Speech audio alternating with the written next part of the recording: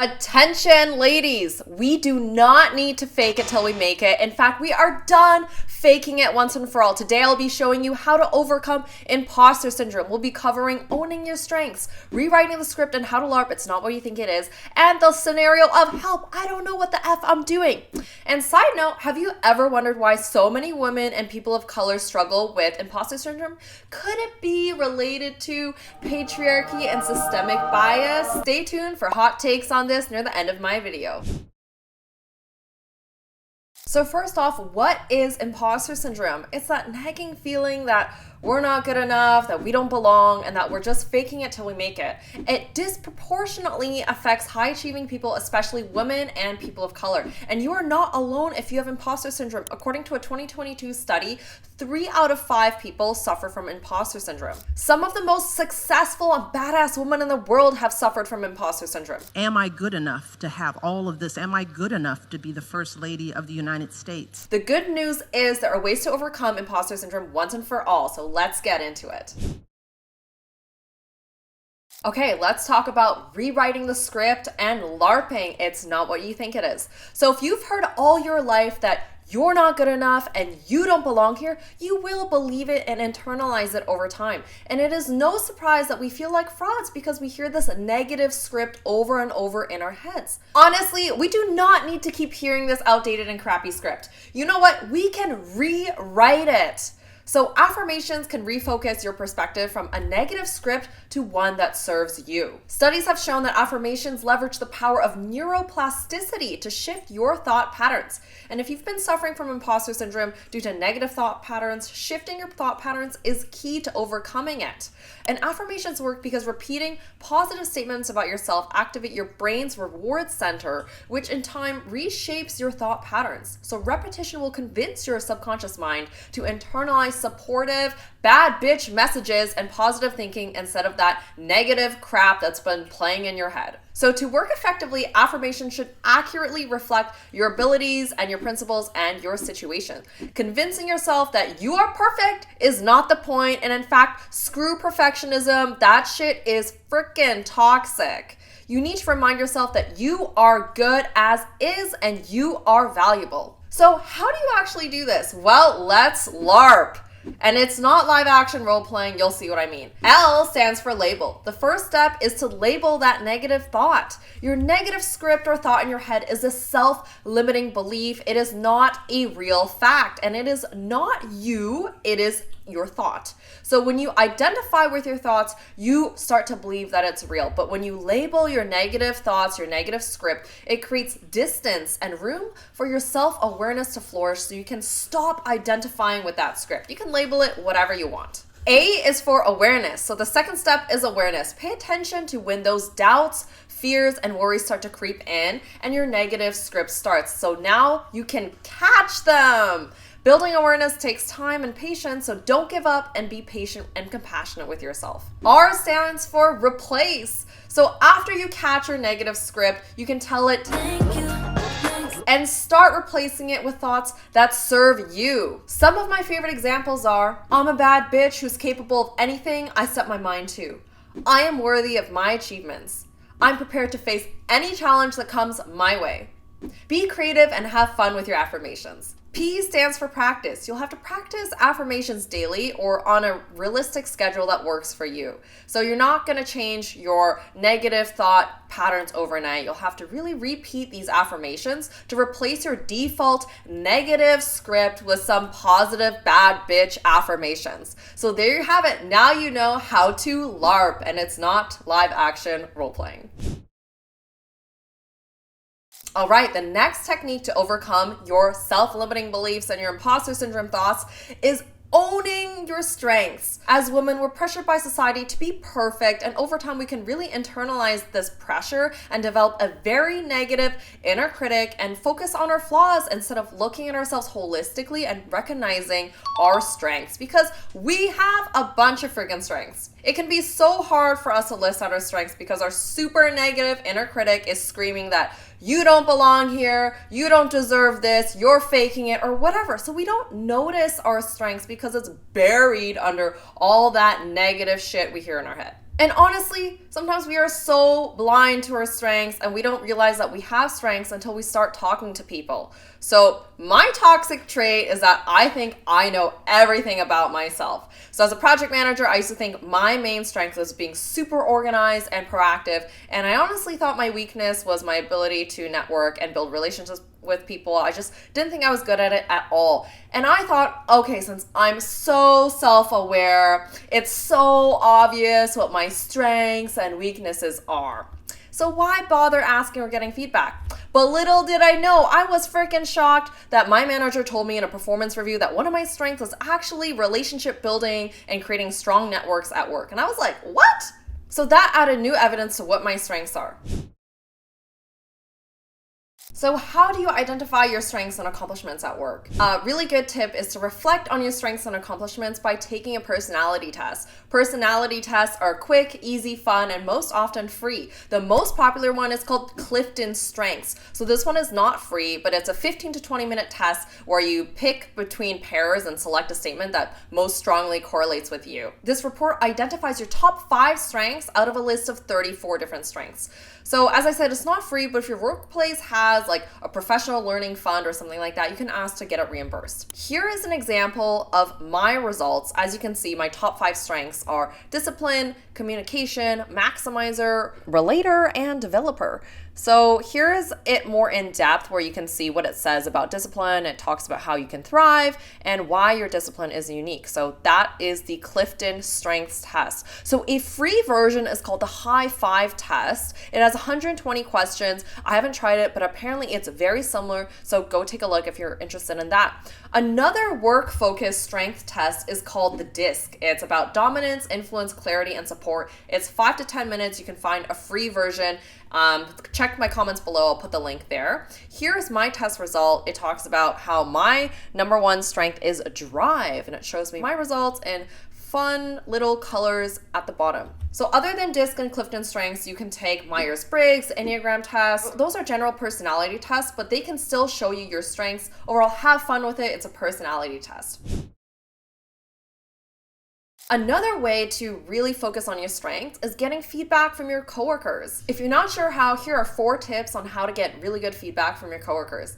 Tip number 1 is to be specific and focused. When asking for feedback, be clear about what you want feedback on so they're not giving you feedback about like a random situation that you don't even care about, okay? For example, you might want feedback on a recent project that just ended, or maybe your communication skills, your executive presence, etc. So being specific will help your colleagues provide more targeted feedback that's relevant to you and not some random situation that you don't really care about. My second tip is choose the right time and people. You don't want to be asking colleagues when they're really bogged and swamped and really stressing out at work because they're in a negative mindset and they're not going to give you the best time and attention to give you feedback you need to grow.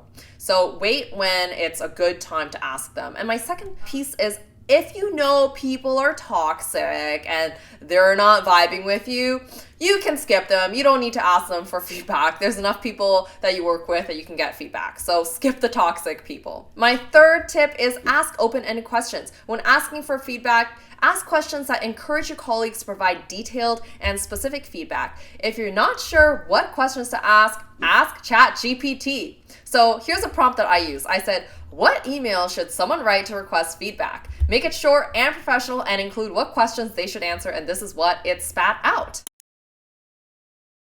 And my last tip is ask for feedback regularly. Ask for feedback whenever a project ends or every 6 months so you have updated feedback from people, because you change, people change, everything changes, so you want it up to date. Now we move on to help, I don't know what the F I'm actually doing. Okay, so maybe you're experiencing imposter syndrome because you just started in a new role, company, or project. Before we dive into this, I need to get something off my chest. Let's normalize feeling unsure when we're learning and growing. It is okay to learn. It is okay to make mistakes and grow. So instead of instantly labeling yourself with, oh my God, I have imposter syndrome, I feel so uncomfortable and anxious, give yourself some credit, girl. Normalize learning and growth, and you made it to where you are today in your new job, role, whatever, and that's already freaking awesome. Okay, so back to the topic. If you're feeling unsure of yourself because you just started a new role or whatever the context is, get the facts. Gather more evidence so you can fall back on data if you're ever unsure. So what does that mean? Story time. So I did a business degree and I had zero technical knowledge, but I landed a job out of school as a project coordinator at a tech agency. So I had to work with developers and I have no idea what developers do. Thankfully, I had a friend who started around the same time as me, so I didn't feel awkward asking her stupid questions. Shout out to Kristen. So I asked her about what are front-end developers? What are back-end developers? What is a branch? What is GitHub? And she was kind enough to sit down with me and answer all my questions, so I felt more comfortable about the topic and I could function at work. So if you're just new to a team or project, book coffee chats with people who have different roles to understand what their role is, their main responsibilities, their priorities, pain points, anything that you can help them with as well. Increasing your working knowledge helps you reduce self-doubt that you don't know what you're doing. So pro tip as well, if you don't know what to ask ChatGPT. So here's an example of a list of questions you can ask a coworker. My second tip is learning and shadowing. So if you don't know what you're doing, even though you probably do, because let's be real, someone else chose you to join the project team or company, very likely. So learn, write everything down that you're unfamiliar with. When I started my first job, there were so many acronyms, like FE was front-end developer.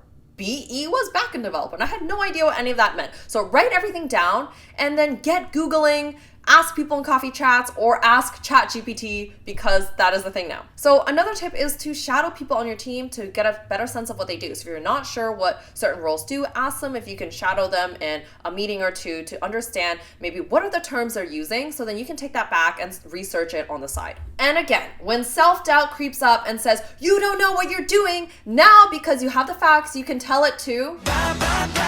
Lastly, I recommend finding mentors and role models. Mentors are especially important so you can have a safe space to ask questions and get help. For example, I'm a mentor at my company and I'm paired with a junior project manager to help them with any day-to-day questions they might have, no matter how trivial they think it might be. So when your self-doubt creeps up and you're like, I don't know what I'm doing, don't be afraid to ask your mentor for guidance. And honestly, oftentimes we doubt our abilities because subconsciously or even consciously, we don't see anyone who looks like us. And this is especially prevalent for women of color. Our self-doubt says, I don't see other people here who look like me, so you don't belong here. You are a fraud. So one great way to combat this is to find role models at your company or even outside of your company. This can help you get evidence. And representation matters to give people confidence that they can succeed because they see people who look like them succeeding. Okay guys, are we ready for the spicy hot take? Patriarchy and systemic bias. So imposter syndrome blames women without accounting for systemic bias that causes it. Many women are implicitly, if not explicitly, told we don't belong in white and male-dominated workplaces. And in truth, we don't belong because sometimes we were never supposed to belong. Don't forget, women were only allowed to vote 100 years ago. And sometimes, honestly, they literally don't want us there. So as white men progress in their careers, and this is a generalization, their feelings of doubt usually abate as their work and intelligence are validated over time. They're able to find role models who look like them and are similar to them, and rarely, if ever, do others question their competence, contributions, or leadership style. Women, unfortunately, experience the complete opposite. So the true answer to overcoming imposter syndrome as a whole is not to fix the individual women and get all these women to change their internal talk track, because at the end of the day, why do they have this talk track? It's because society told them, you don't belong, you're not competent. So the solution is to create an environment that fosters and normalizes a variety of leadership styles and in which diverse racial, ethnic, and gender identities are seen just as professional as the current model, which is Eurocentric, masculine, and heteronormative. That take was so spicy, I need water now. All right, so we've covered a lot of ground today on overcoming imposter syndrome, so you never have to fake it till you make it ever again. So here is the TLDR. First, we talked about what is imposter syndrome. Then we talked about rewriting the script and LARPing, which stands for label, awareness, replace, and practice. Then we talked about owning your strengths and reflecting on your strengths and accomplishments by taking tests such as the Clifton Strengths, DISC, and other tests. We also talked about asking your colleagues for feedback, and there are 4 tips I share, which is be specific and focused, choose the right time and people, ask open-ended questions, and ask for feedback regularly. The last section was helping those who really don't know what they're doing in a new role, job, or whatnot. And my first tip was getting coffee chats to understand what people's roles are. Number 2 was learning and shadowing. Number 3 was finding mentors and role models. And lastly, we talked about patriarchy and systemic bias. So remember, self-compassion and patience go a long way in changing your habits. It takes a lot of time and practice, so don't give up and don't be too hard on yourself. Now that you know how to overcome imposter syndrome so you never have to fake it till you make it ever again, go out there and crush your corporate goals. If you want to learn how to be completely stress-free and successful at work, watch this video next and subscribe for more content on leveling up your life and career. Bye!